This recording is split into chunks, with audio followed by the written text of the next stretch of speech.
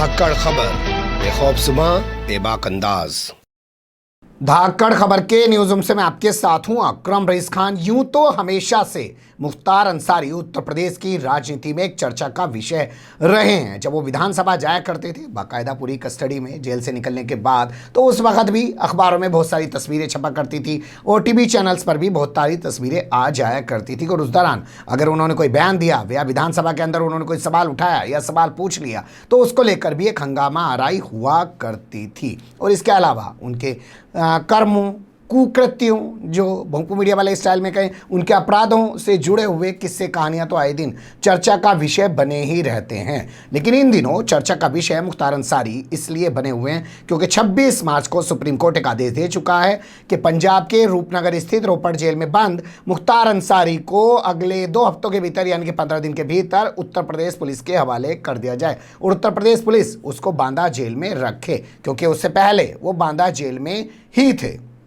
इसके बाद से क्रम वाइज तरीके से मुख्तार अंसारी को चर्चा में रखने की कोशिश की जा रही है। ज़्यादा बड़ी सुर्खियां बनी कल जो खबर हमने आपके सामने रखी थी कि पंजाब के मोहाली कोर्ट में व्हील चेयर पर बैठकर मुख्तार अंसारी पेश हुए। वहां उनके खिलाफ दर्ज मुकदमे में चार्जशीट दाखिल हो गई। चार्जशीट की कॉपी उनको थमा दी गई। अदालत ने कहा भैया ले जाओ, 12 अप्रैल को लाके फिर हमारे सामने पेश करना। तो यहीं से बहुत सारे सवाल पैदा होने शुरू हो गए कि 26 तारीख को सुप्रीम कोर्ट कह रहा था 15 दिन में उत्तर प्रदेश पुलिस के हवाले कर दो, उसके हिसाब से 10 अप्रैल को टाइम पूरा हो रहा है। यहाँ की मोहाली कोर्ट ने कहा 12 तारीख को हमारे सामने लाके फिर पेश करो। तो क्या मुख्तार अंसारी को सुप्रीम कोर्ट के आदेश के बाद भी पंजाब से उत्तर प्रदेश शिफ्ट नहीं किया जा सकेगा जेल से जेल में? ये एक सवाल बड़ा उठा। लेकिन अब इसके बाद और चीज़ें जुड़ गई हैं, जैसे एम्बुलेंस को लेकर बवाल किया जा रहा है कि आखिर कैसे एक शख्स जो जेल में बंद है वो कोई प्राइवेट एम्बुलेंस यानी कि निजी एम्बुलेंस का इस्तेमाल कर सकता है, और एम्बुलेंस भी ऐसी जो लग्जरी एम्बुलेंस हो, जिसके पास फिटनेस तो ना हो लेकिन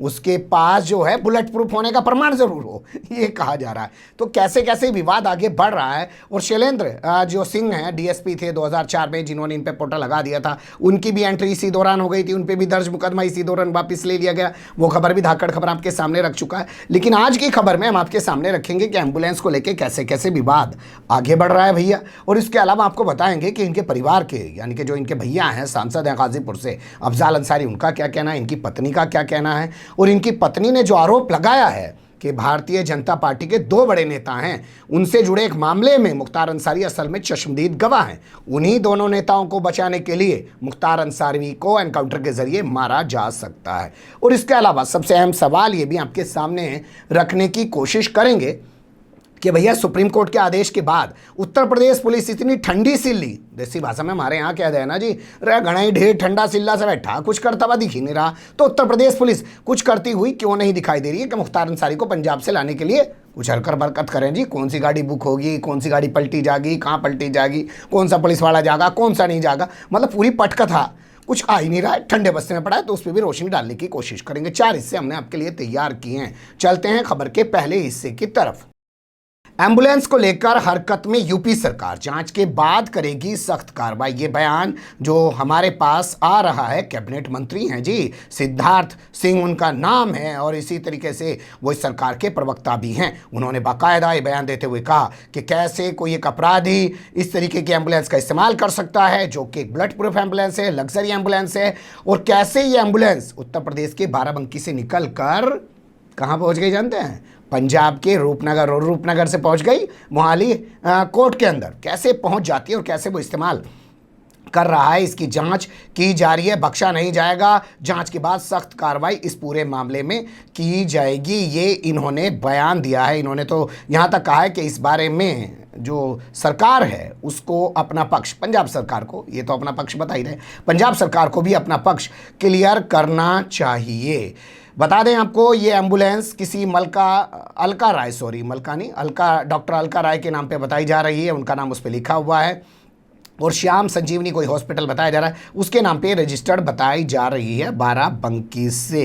तो उसी के चलते जांच की जा रही है कि आखिर बाराबंकी से ये वहाँ तक कैसे पहुँच गई और कैसे इसका इस्तेमाल जो है मुख्तार अंसारी ने किया, और आखिर कब से मुख्तार अंसारी के लिए ये एम्बुलेंस इस तरीके से काम कर रही है। बहुत सारे सवाल हैं, उन्होंने तमाम चीज़ें उठाई हैं, लेकिन खबर के पहले हिस्से में यही जान लीजिए। अब बताते हैं दूसरे हिस्से में कुछ और ख़ास क्या कहती हैं श्याम संजीवनी अस्पताल की डॉक्टर अलका राय? उनका बयान सामने आना चाहिए साहब। उनका कहना है कि साहब हमारा बाराबंकी में कोई अस्पताल नहीं है जी, हमारे तो वहाँ कोई दुकान भी नहीं डॉक्टरी की, पता नहीं है कैसे वहाँ पे रजिस्टर्ड होगी। हाँ, मुझे जो याद पड़ता है, उनका कहना है ये, मैं अपने पास से नहीं कह रहा हूँ कि मुझे जो याद पड़ता, कभी आप ये सोचने लग जाओ। उनका कहना है मुझे जो याद पड़ता है कि जब मऊ की सदर सीट से विधायक हुआ करते थे मुख्तार अंसारी, अभी भी वर्तमान समय में बहुजन समाज पार्टी के विधायक हैं वो, ये आप जानते ही हैं, निर्दलीय भी जीतता है और इस बार बहुजन समाज पार्टी के वो भी और उनके भाई सांसद हैं बहुजन समाज पार्टी से गाजीपुर से। कि जब ये विधायक थे तो इनके यहाँ से इनका एक प्रतिनिधि आया और आके कहने लगा साहब हमें एक एम्बुलेंस संचालित करनी है, यानी कि एम्बुलेंस सेवा शुरू करनी है। उसको लेकर इन्होंने दस्तावेज मांगे, भाई किसी अस्पताल के नाम पे तो रजिस्टर्ड होगी ना एम्बुलेंस कोई, तो वो इन्होंने वो मांगे हमारे से। हमारे जो डायरेक्टर हैं यानी कि निदेशक हैं, उन्होंने तमाम दस्तावेज इनको पूरे कर दिए। अब वो एम्बुलेंस रजिस्टर्ड हुई कि नहीं हुई, निकली कि नहीं निकली, चालू हुई कि ना हुई, कहाँ चल रही है और कहाँ नहीं चल रही, हमें इस बारे में कोई जानकारी नहीं है। हम साफ कर देना चाहते हैं एक बार फिर से कि बाराबंकी में हमारा कोई अस्पताल नहीं है, कोई हमारी क्लिनिक वगैरह नहीं है, हमें नहीं पता ये बाराबंकी के एड्रेस पर कैसे रजिस्टर्ड हो गई है। यहाँ ये भी सवाल उठाया जा रहा है कुछ मीडिया के जरिए कि अलका राय जानते हैं किसका नाम है? जो विधायक थे बीजेपी के कृष्णानंद राय, उनकी जो हत्या का आरोप है मुख्तार अंसारी पर, उनकी पत्नी का नाम अलका राय है। तो क्या जानबूझ के अलका राय का नाम इस्तेमाल किया गया है? ये सिस्टम को चिढ़ाने के लिए कहा गया, देखो कृष्णानंद राय की पत्नी के नाम पर अलका राय के नाम से रजिस्टर्ड एम्बुलेंस में बैठकर घूम रहा है मुख्तार अंसारी, जो उसी की हत्या का आरोपी है। तो ये तमाम सवाल उनके जरिए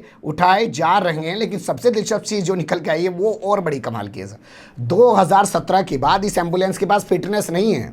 जानते हैं ना फिटनेस क्या होती है? ख़त्म हो जाती है फिटनेस, रिन्यूअल करानी पड़ती है, तो वो ख़त्म हो चुकी है, तमाम दस्तावेज इसके ख़त्म है। तो बड़ा सवाल ये भैया चल कैसे रही थी और आरटीओ ऑफिस क्या कर रहा था? अब मीडिया वाले आरटीओ ऑफिस में जा के घुस रहे हैं, तो पहले से इसमें क्यों नहीं घुस रहे थे? तो क्या इसमें किसी आरटीओ जो है उसके खिलाफ कोई एक्शन लिया जाएगा? बाराबंकी का जो आरटीओ है उसके खिलाफ कोई एक्शन लिया जाएगा या नहीं लिया जाएगा? ये तमाम सवाल इस मामले में उठाए जा रहे हैं। चलते हैं खबर के तीसरे हिस्से की तरफ।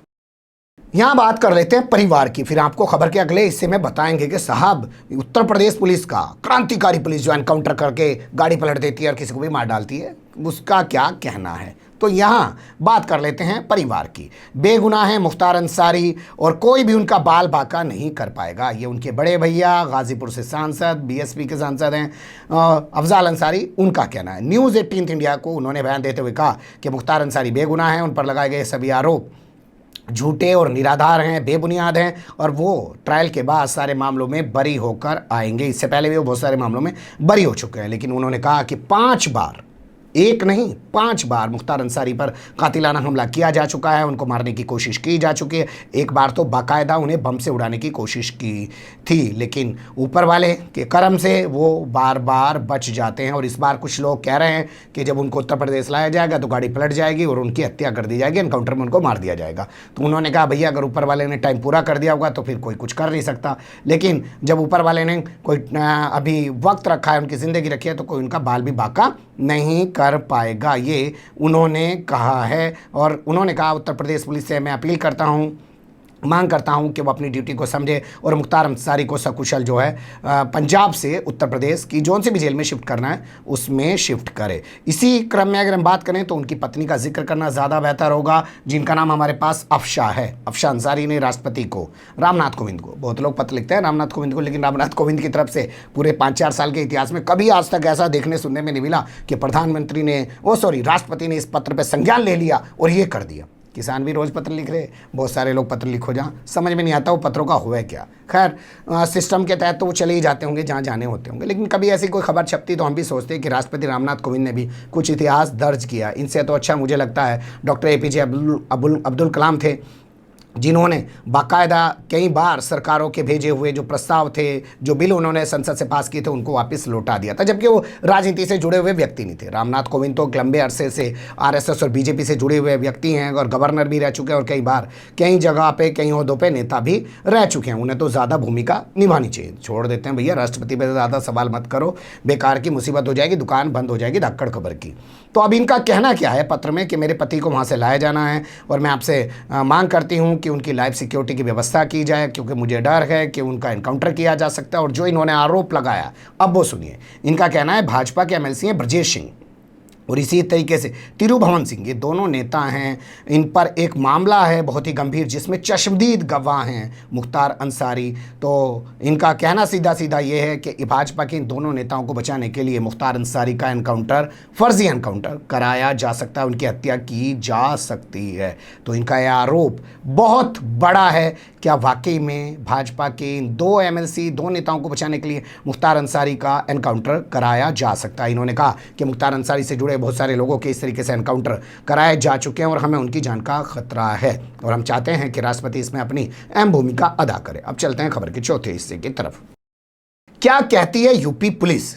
भाई यूपी सरकार, यूपी पुलिस इस मामले में क्या कह रही है? सुप्रीम कोर्ट तो आदेश दे दिया, जब इतने घोड़े दौड़ा रही थी सुप्रीम कोर्ट तक जा रही थी कि हमें तो मुख्तार को लाके ही छोड़ेंगे जी, तो अब ठंडी सिल्ली क्यों बैठी है सुप्रीम कोर्ट से आदेश आने के बाद? तो ये खबर भी हम आपके सामने न्यूज़ 18 इंडिया के हवाले से रख रहे हैं। न्यूज़ 18 इंडिया की रिपोर्ट के मुताबिक जो गृह विभाग है, भाई जिसके पास पुलिस का महकमा हो उसे तो गृह विभाग कहें, इतना तो तुम जानते ही होंगे या नहीं जानते? होम मंत्रालय, होम डिपार्टमेंट जिसे क्या कह रहे हैं, आदित्यनाथ योगी के पास ही है गृह मंत्रालय, ये भी जान लो अब।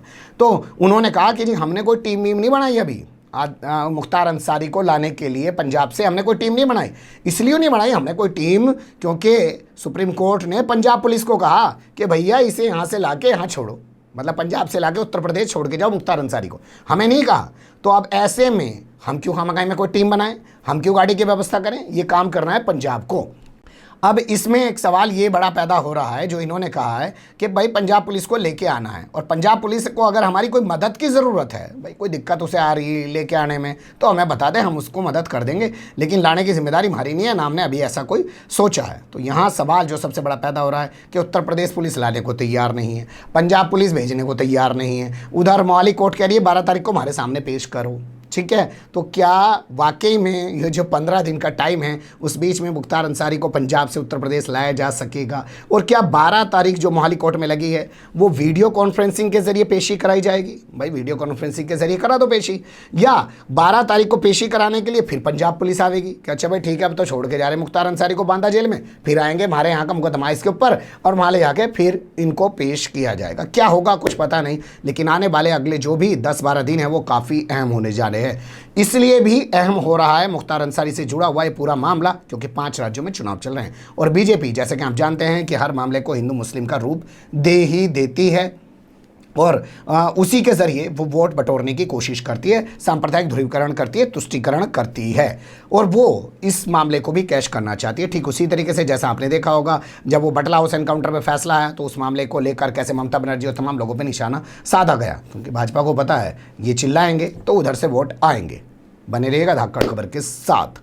फिलहाल कमेंट्स के रूप में आप लोग अपनी राय दे सकते हैं, खबर को लाइक कर सकते हैं, चैनल को सब्सक्राइब कर सकते हैं और ज़्यादा से ज़्यादा हमारी खबरों को शेयर कर सकते हैं। फिर ऐसे ही किसी सुलगते हुए या उलझते मुद्दे लेकर मैं आपके सामने हूँगा हाजिर। फिलहाल अभी मुझे दें इजाज़त।